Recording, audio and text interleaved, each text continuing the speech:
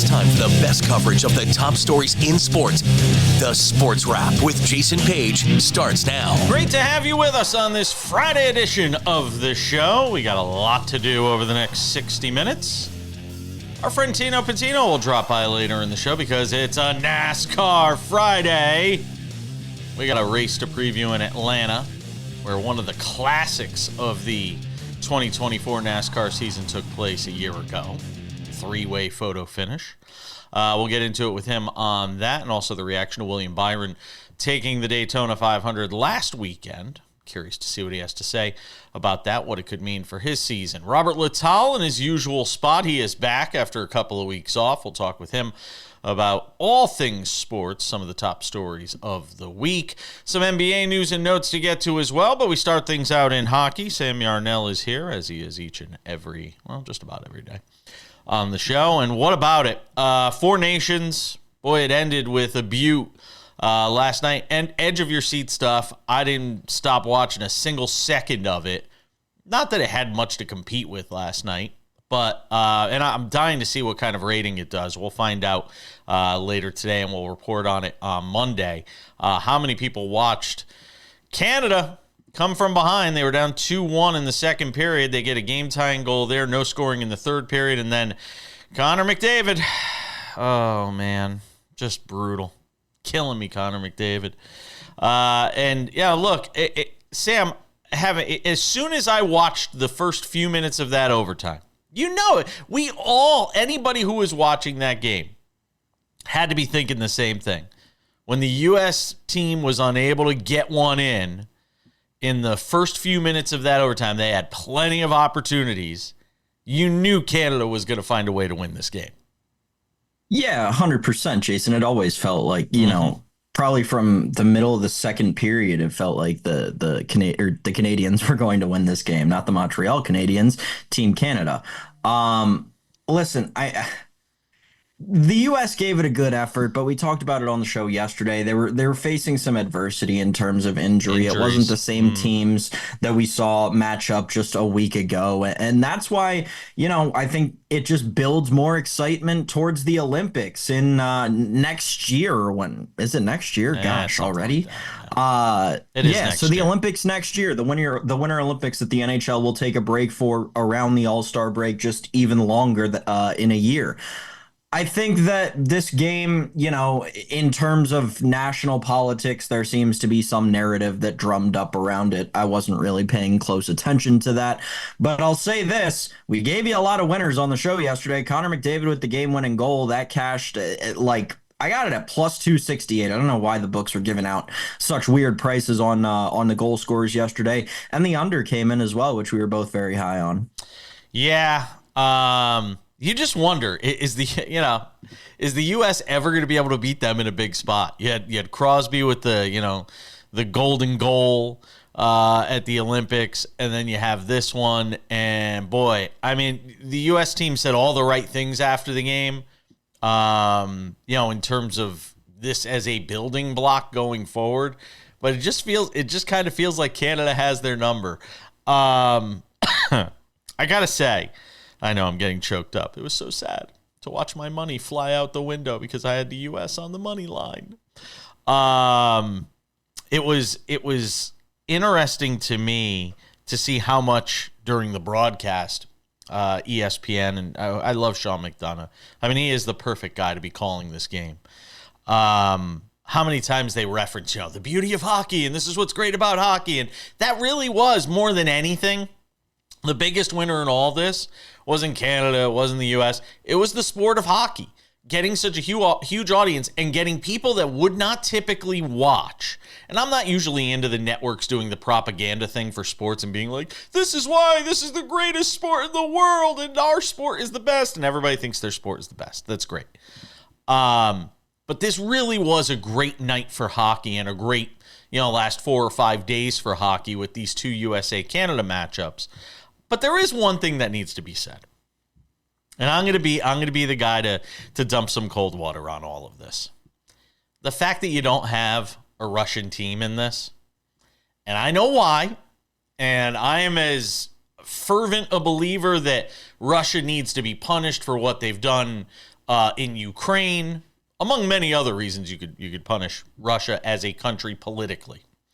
And again, this goes into sort of the political tilt that was surrounding this tournament, not just between the U.S. and Canada, but the fact that you had a Russian team that was completely excluded from this thing. It's kind of hard for me to completely wrap my head around this or wrap my arms around it, knowing the Washington Capitals didn't have a single player in this thing.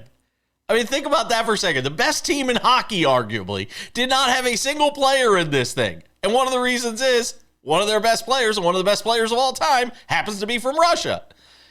It's something that we have to kind of address. I'm not saying it's, the killer of this tournament, or when we get to the Olympics, what happened. I'm not saying any of that, but it is something that has to be addressed. Yeah, I think that's kind of like what the Olympics are for. And like going forward, I don't think they're locked into having necessarily these four nations in the four nations if they ever do it again. But obviously with the World Cup of Hockey and like I said, the Olympics coming into play, this shouldn't be a concern going forward because they won't theoretically, or even if they were, it would be out of the NHL's hands. They would be disallowed from those tournaments. The NHL would have nothing to do with it. There would be different committees who, I think it's the IIHF runs the they have the World Cup of Hockey, and then obviously the Olympic Committee oversees the Olympics. The IOC has the final say on whether or not Russia is going to be allowed. It'll assess it, they said, in May of 26. So we'll see if they decide to let Russia in. And look, as much as I'm not a fan, and tennis has done this where they don't show the flag of the Russian if they're playing and stuff like that. I think we all know the score. We all know what's taking place in Ukraine and who instigated it, despite what some political leaders might say, not naming any on this show because my distributor gets mad if I do anything political. But I think it's time now that Russian athletes stop paying the price for what their political leaders are doing. And it's time to let them compete, in my opinion. Just my thoughts.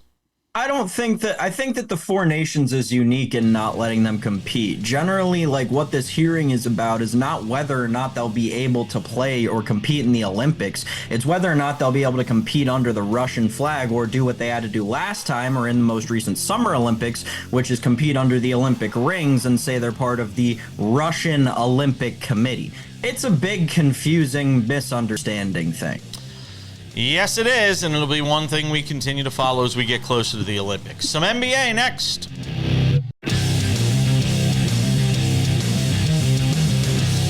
Coming up in 10 minutes, Robert Lital, Black Sports Online founder, makes a triumphant return to the program. Off for a couple of weeks. One was his fault, one was my fault. He probably needed a couple of weeks just to recover from going to the Super Bowl in New Orleans. Tino Pattigno still to come to talk NASCAR as well with this week's race in Atlanta. Easy for me to say. Let's talk some NBA. There are a couple of big stories I wanted to get to as the full slate of action returned on Thursday, Sam Yarnell. And boy, LeBron James does it again. He goes for 40 for the Lakers last night in a win on the road in Portland. A game the Lakers kind of need. I mean, before the All-Star break, they lost a game against Utah. We know how bad the Jazz are. Then they lost a game on Wednesday night against the Hornets. So certainly there was some cause for concern with the Lakers losing a couple of games. And losing games to teams you can't afford to lose games to when you're talking about how competitive this Western Conference is. And no Luka last night. Who sat it out as they're trying to, sort of work him back in. But boy, oh boy, what a performance from LeBron last night. 40. He did have 11 turnovers in the game. But 40 points, 8 rebounds, 4 assists, a couple of steals, a block as the Lakers win in Portland against a Blazers team that had actually been playing better, 110-102. Second time he's gone for 40 this year. Remarkable stuff yet again from LeBron James, Sam. Jason, a bit of trivia for you and the viewers on the show. Can you tell me prior to this season, how many times in NBA history a 40-year-old had scored 40 points in a game? Well, it would be Jordan would be the last one I would think of, right? He did it once for my beloved Washington Wizards. Yes, former Washington Wizard Michael Jordan, very well known for his time there, of course. Yeah. That's the only time it happened, and he did it one time. LeBron James has done it twice. He turned 40 just under 2 months ago. Yeah, if you're going to try and convince me that there was any basketball player ever greater than this man, you're just not going to do it. The greatness has reigned supreme for 22 years now. It truly, truly, Jason, is just, I feel so lucky to be in the era where I get to watch and appreciate this man play basketball. I do feel bad for those of you in prior generations who grew up fooled into thinking that Michael Jordan was the greatest of all time, but I'm happy that at least towards the end of your lives, you can see the true greatest athlete in the history of the National Basketball Association, and his name is LeBron James. Hashtag trolling. We're all here for it, though. It is amazing. I won't get into the whole Jordan LeBron debate because there's going to be plenty of time for that when his career is over. But, I mean, it is so much fun watching him do this. And by the way, back end of back-to-backs, he's clearly not 100% with the foot and ankle. And he goes out there and puts up 40 and hangs up 40 on, He's 40 years old. He is 40 years old in his 22nd season in the National Basketball Association, averaging 25, 8, and 9, shooting 51%. What are we doing here? What are we doing? I agree. And, after the game, they asked him, why? What motivates you at this point? What pushes you at this point? And I thought his quote was really interesting, where he basically said, look, it's just about, I still have it to give. I mean, and like JJ Redick said after the game, he just defies anything that's normal. The quote from James. Here it is. I still love the game, and I still got a lot to give to the game, to give to my teammates, to give to this league for while I'm here. I don't have much time left, so while I'm here today in this time, I'm going to try and give what I got when I'm out on the floor. It's just such a rare mentality. It is such a rare mentality that we see in professional sports these days. In the day of, rest days and all of this, to see a guy that continues to do it as well as he does. Got more NBA to get to because there's a big story involving one of the stars of the league, one of the young and up-and-coming stars of the league. But first, a word from our friends over at Credit Associates. What a performance from LeBron last night. 40. He certainly blocked the Portland Trailblazers from being able to get a win, just like your credit card debt might be blocking your financial freedom right now. It's time to break through. You got $10,000 or more in credit card debt? Credit Associates can help you slam down that debt for up to half of what you owe. That's the kind of move you want to see in your financial game. Don't wait another quarter. Call 1-800-747-5362 today. See how much you can save. Credit Associates, when it's time to make a play, they got your back. Just like LeBron had the Lakers' backs last night. And just like Sam Yarnell has LeBron's back every time he talks about him on the show. To see if you qualify for debt relief, call 1-800-747-5362 or visit creditassociates.com or just scan the QR code below. Bad news, of course it broke right after we put the show to bed yesterday. Victor Wembanyama, done for the season, blood clot in his shoulder. He'll go on blood thinners, and you generally can't play sports when you're on blood thinners. So the Spurs have announced they are shutting him down for the season, Sam Yarnell. Yeah, what's the medical term for it, Jason? You might have it in front of you. It's something deep like vein thrombosis. Thrombosis, right. So I saw thrombosis. I reached out to a couple of sources, and I was actually sent to someone who really doesn't know a ton about athletes, because this is a condition that we don't see a lot in athletes, and we don't see it a lot in athletes' shoulders. Generally, you see it in older people's legs. Yep. Very, very, very confusing. From a safety perspective, like, thank goodness they caught it when they did, because your shoulder's a lot closer to your heart and your lungs than your legs are. That is seriously like nothing to joke about. Outlook wise, I don't know, Jason. From everything that I've seen, it seems like this could be a decently concerning thing for one of the best up and coming players in the NBA. Well, Sean Elliott is the guy that I think of, because I know Sean Elliott had dealt with blood clots. I thought it was, if I'm not mistaken. Somebody will correct me if I'm wrong, but I know Sean Elliott had dealt with this at one point in his career, and he was able to make a comeback. But he is young. It is a strange thing for somebody young to have this sort of condition, but who knows? Who knows how much information we're getting? How much. The Spurs are all saying it's a great, everything's great. He's going to be fine. He'll make a full recovery, but remains to be seen. Robert Littall's next.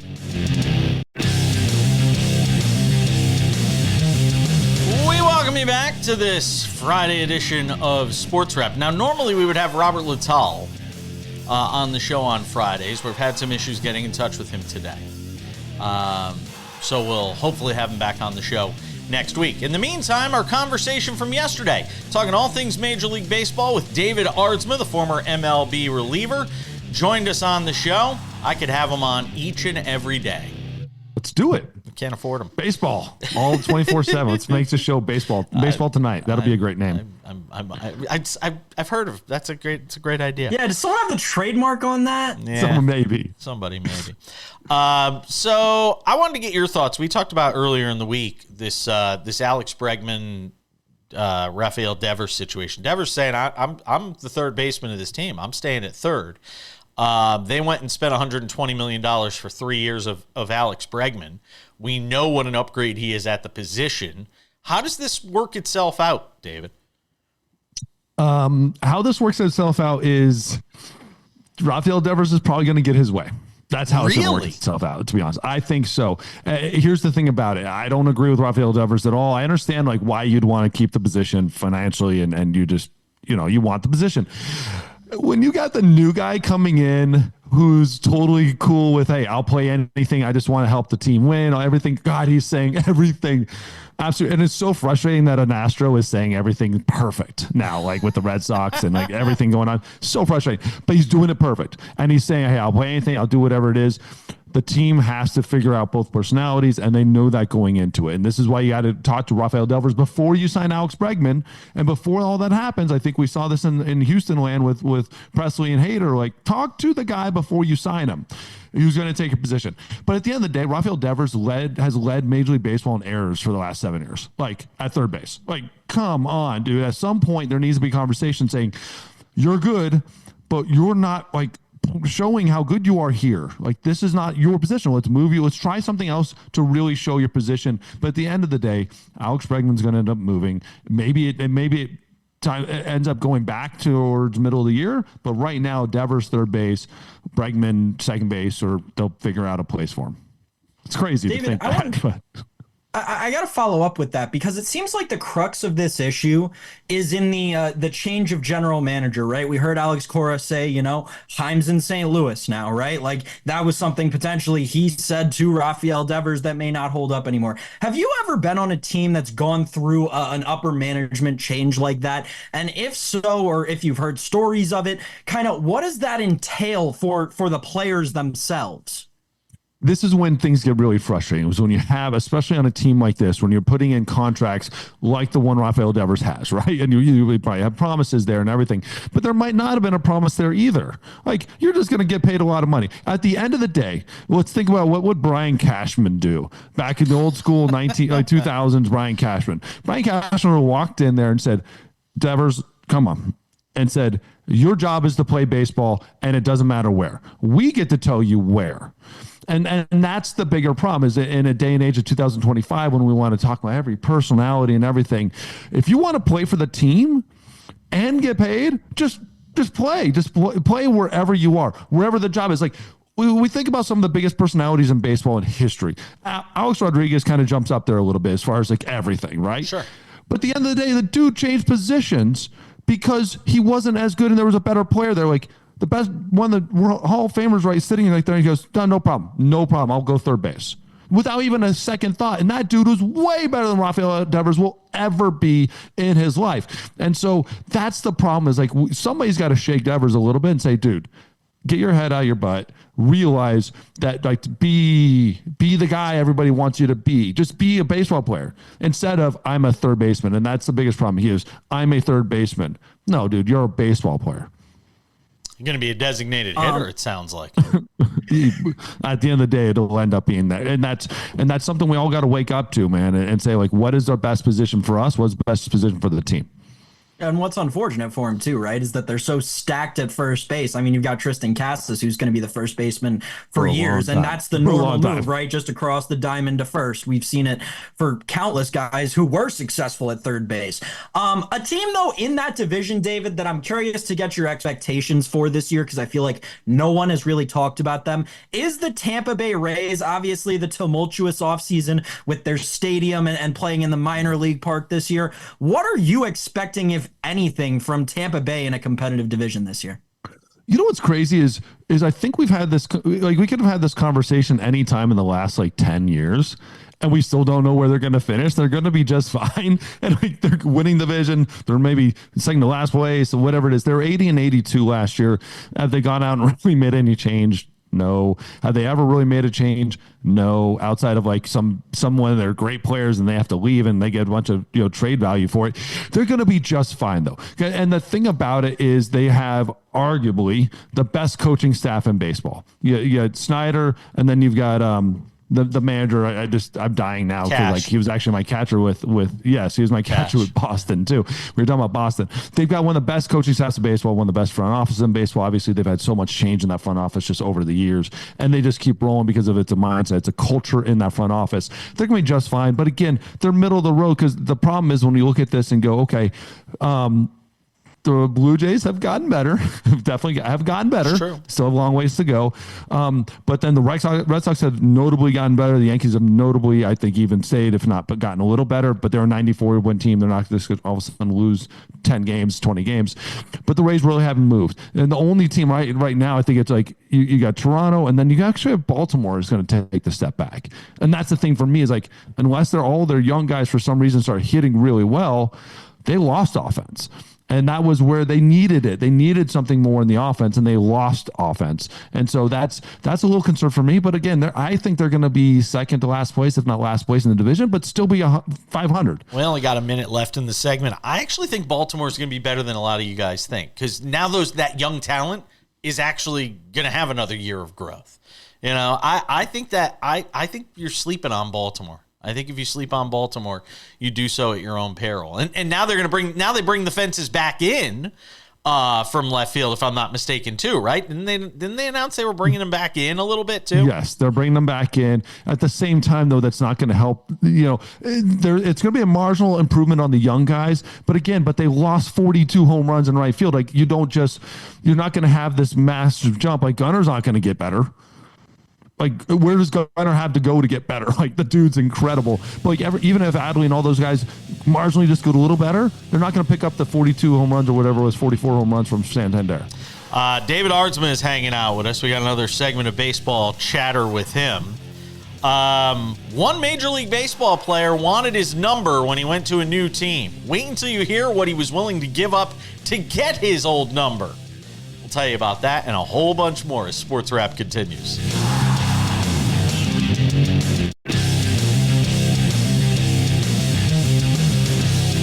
All right, rolling along here on this Friday edition of Sports Wrap. As I mentioned earlier, we were scheduled to have Robert Littal of Black Sports Online, their founder, usually joins us on Fridays on the show. We had some communications issues in terms of getting in touch with him today. So instead, we are recapping our conversation, playing back our conversation with the great David Ardsma, former MLB reliever, friend of the program, one of our top baseball guys that we have on the program as spring training kicks into high gear, talking about Vladimir Guerrero, the situation there. We also get into it on one of the best gifts a player I think has ever gotten for giving up his uniform number. We talked about that as well with myself, Sam Yarnell, and former MLB reliever David Ardsma, who joins us all the time here on Sports Wrap. More of that conversation right now. The Vladimir Guerrero situation. Vladdy Jr. is not getting the contract he wants. He's not even getting the offer he wants, it seems, from the Blue Jays. And it looks like he's going to test free agency next year. The one thing I'll say is I think he's going to have a monster year, being that he's betting on himself. We see it all the time. Rarely do the guys with this kind of talent in this situation have a bad year in the walk year. One, where do you see him potentially landing? Any chance he winds up back in Toronto? And two, what is it about the Blue Jays? Do they not want to keep, these potential legacy players? I think here's the biggest thing people aren't talking about is they've had 7 years to figure this out. I saw this kid in 2018 in Double-A, before Double-A in spring training. You're just watching him hit baseballs. You're like, that's the future. Everybody knows this. If you watch one live BP against big league hitters and he's 18 years old, there's no question this guy was the future. They should have signed him at that moment and set up 10 years. They've been sitting on their hands for so long. I don't care what happens to the Blue Jays at this point. That is 100% Blue Jays' fault, because the problem is 2 years ago, they could have had him for $200 million. 2 years ago, you could have had him maybe $200 million. 4 years ago, you would have had him for 100. Yeah. And now we're sitting here going, it's a 400. Well, it's like what the Guardians did with Jose Ramirez. They went and locked him up early. Absolutely. And they absolutely missed the boat on this. I don't know how they did. Lock the dude up so long ago that he should be a Blue Jay for life. They should have signed a 20-year, $200 million contract years ago, and it was so obvious, because even his bad years are good years, and his good years are great years, and his great years are holy. Watch out. So it's just so many problems with this. Again, it's tax. There's something maybe in the front office. Maybe he's just had so many years with the organization. He just wants to see. And I don't blame anybody for going to free agency, but I do blame the Blue Jays for not just putting a number 5 years ago that we would all go, oh my God, that's amazing. And now we'd be like, that might be the steal ever, the century. That's their fault. I got a question for you, David, in a second, but I got to add something, because I was actually talking to someone who's covered the Blue Jays for 15 plus years about this when this story broke the other day. And he made a great point, and that was that, to your point, David, they could have extended him for $300 million even last season. Yes. Then there was that report that came out that they offered Shohei Ohtani $775 million, and that price tag went up another $100 million or whatever you want to say, because they showed that they have the money, and the board of governors or whoever it is at Rogers that has to approve everything, they're willing to do it. My question for you, David, I remember last week when you came on the show, I asked you what your favorite day of spring training was. This morning we got news that Brett Beatty, the former number 22 for the New York Mets, gave up his number to Juan Soto, and in exchange, Soto got him a Chevy Tahoe, a brand new truck. Nice. Now, David, you wore 6 different numbers throughout your Major League Baseball career: 30, 32, 33, 35, 53, and 54. Did you ever have to, or were you ever asked to, give up your number? And in exchange, did you get anything for that? So the one time I actually had to really legit give up my number, and I had nothing to do with it, I was with the Giants my rookie year, and I'd been going up and down with the Giants. And again, I was a first round draft pick the year before, and I'm in San Francisco, so it was a pretty big deal. I'm a reliever, so I'm less of a big deal. But I was in the minors, and we made a trade. I can't remember it was for Dodger. It was for somebody, it was an infielder, a veteran guy. And I come back to the big leagues, and all of a sudden I lost 33, and now I'm 54. And I kind of had a problem with that. Deep down, I'm okay with it, but at the time, I was like, now I look back and go, that's kind of BS, man. They just gave my number away, and I'm a rookie, and I'm the guy, type of thing. That's the only time, Leday, maybe it was for Leday. And, but that was the only time I ever really lost my number, and it mattered, because that was my rookie number. And then after that, I'm just fighting for jobs, man. Just give me a number. I don't care what it is. Just give me a number at that point. But once I got 53, that kind of became my thing. If I go to a roulette wheel, I'm playing all those numbers, by the way, that Sam just rattled off. I'm going to play every single one of them. And I'm not Half of them aren't even on the wheel. I'm not. Yes, they are. Up to yes, most of them 53 and 54 well, not 53 aren't. and 54, but So so really quick. Let's just call it for what it is. Like Sammy Arnell, you know what numbers are on the roulette wheel without even like thinking about it. Like you said that immediately. Maybe someone might have a gambling problem. It's a conversation we need to have. Real quick, at this point in spring training, where are guys in terms of throwing, in terms of, sort of where their arms are at if we're talking about pitchers? It depends on how old you are and what your contract is. That's really what it is.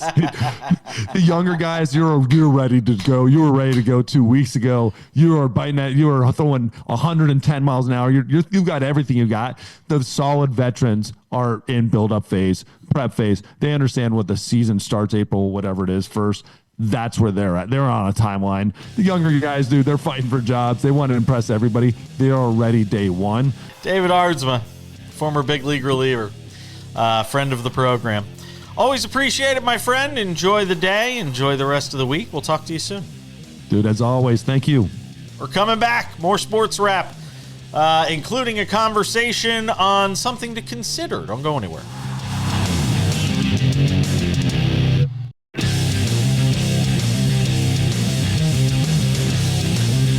Welcome back to this Friday edition of Sports Wrap. Coming up in 10 minutes, it's odds and ends. The end of a long-standing facial hair policy. The most famous sports facial hair policy that's ever existed. We'll talk about that. Plus, automated ball strike system being used in spring training. We had our first cases of it on Thursday. But if it's a Friday on Sports Wrap, it means only one thing. We're talking NASCAR.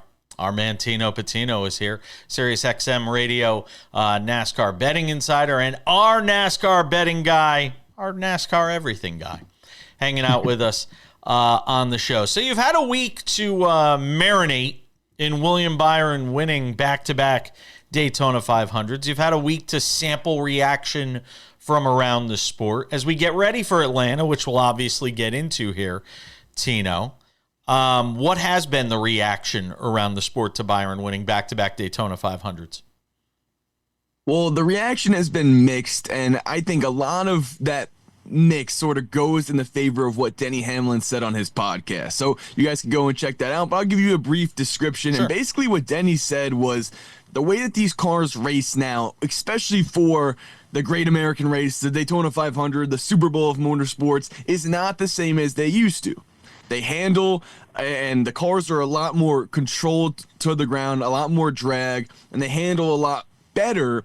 But because of that, drivers make more aggressive moves and are pushing each other a little bit harder, which create these bigger wrecks and more crashes that we've seen in recent years. The other thing, too, is since when, then he says, since when has this gone to be an excuse to wreck people and take people out for the Daytona 500? A lot of drivers say, oh, I'd wreck my grandma to win. Well, sure, but now the philosophy is a little bit changed because in the last few, the race has ended under caution or a big wreck has happened in order to, there we go, lead William Byron to win back-to-back. Now, it's all about putting yourself in the right place at the right time, so I can't really say personally that William Byron got lucky, but that's what Denny went on to say as well, is he doesn't want luck to be any sort of factor, or at least continuing to be a factor in such a race like the Daytona 500. I can agree with him. I thought everything he said was well said in terms of his outlook on the race, and I think a lot of the fans did too.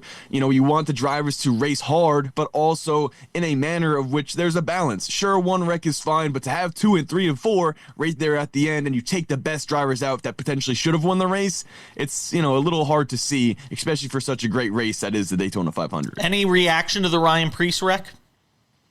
Yeah, well, I'll go and say what Ryan Preece said himself on RFK's podcast there for his team. You guys could also check that one out. But I think a big thing with Ryan Preece was the fact that he thought that wreck in the moment when his car lifted up off the ground, it was going to be worse than his other wreck at Daytona when he was slipping in the grass and everything like that. Another major accident, which looked a lot more visually jarring and scary from what we saw there.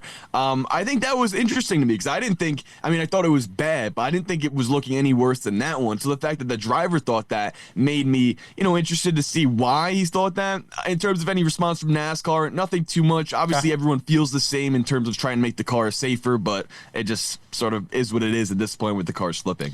All right, let's preview Atlanta. This was one of the races of the year last year, the three-way photo finish that we saw.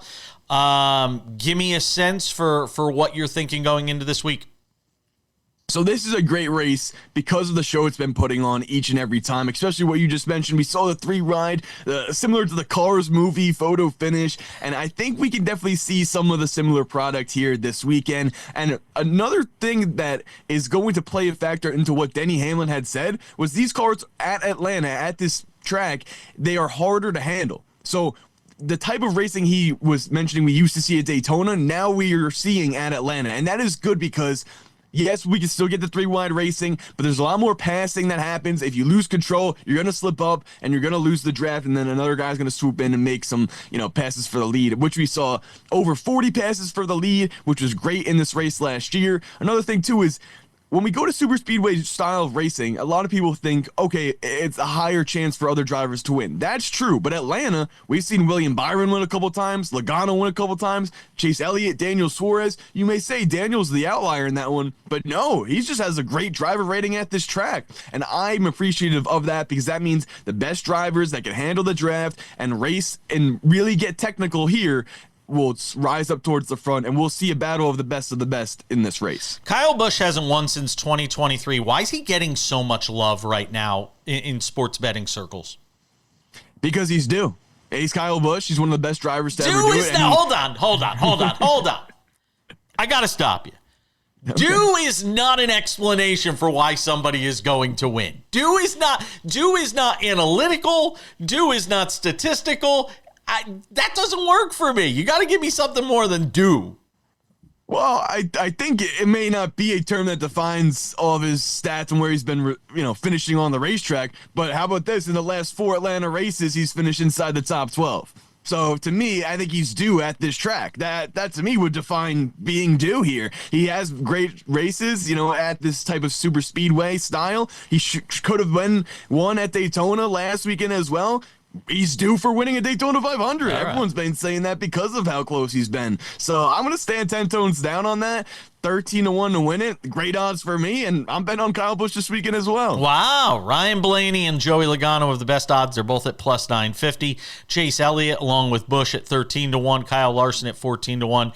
Denny Hamlin at 15-1. Real quick in the final 20 seconds here, give me somebody deep into the pack that could potentially make a run. So Denny Hamlin is actually pretty deep according to these odds I'm seeing. 16-1 for Hamlin. I do like that to put his money where his mouth is and the comments he made on his podcast. Bubba Wallace, another one. He won a Daytona duel. 25-1 is good odds, but I have to also mention Ryan Blaney and Austin Cindric, 10-1, 15-1. Only other 2 drivers with the 4 top 12s in the last 4 races at Atlanta. They're going to be strong in this one. Enjoy the race, Tino. We'll talk later. Thank you. It should be a good one.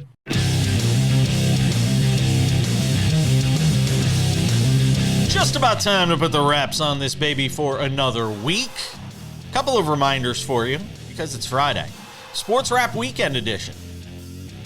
Catch it on this station, or maybe somewhere else on the dial, depending on where you're watching us, how you're watching us.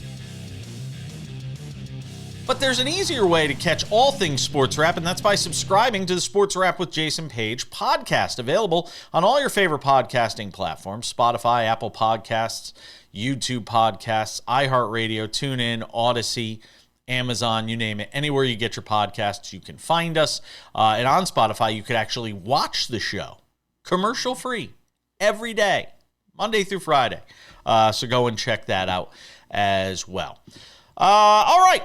Without any further delay, ladies and gentlemen, time for some odds and ends. Odds and ends, Sam Yarnell. The Yankees have finally done it. No, they haven't won anything, except the hearts and minds of baseball players who want a beard.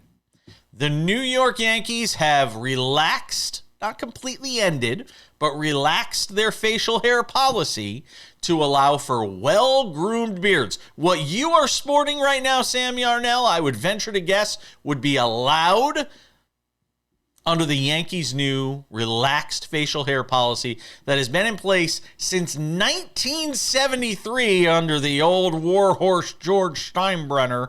Hal Steinbrenner consulted with former and current players and announced the Yankees had made the decision to relax the facial hair policy. Cameron Maybin, who's been on the show, by the way. I know you're going to jump in. Cameron Maybin, who has been on the show, has been a huge proponent of the Yankees getting rid of this facial hair policy, and now they have done it. All right. One of my favorite baseball stories, one of my favorite Yankee stories, one of my favorite George Steinbrenner stories, God rest his soul, that I know has been making the rounds this morning and today throughout the day as this news broke. Lou Piniella, when he was managing the Yankees, was down in spring training one year and talking to George Steinbrenner before the season started. They were walking around the field. And Lou says something along the lines of, Jesus Christ had a beard. Why can't all we? Right?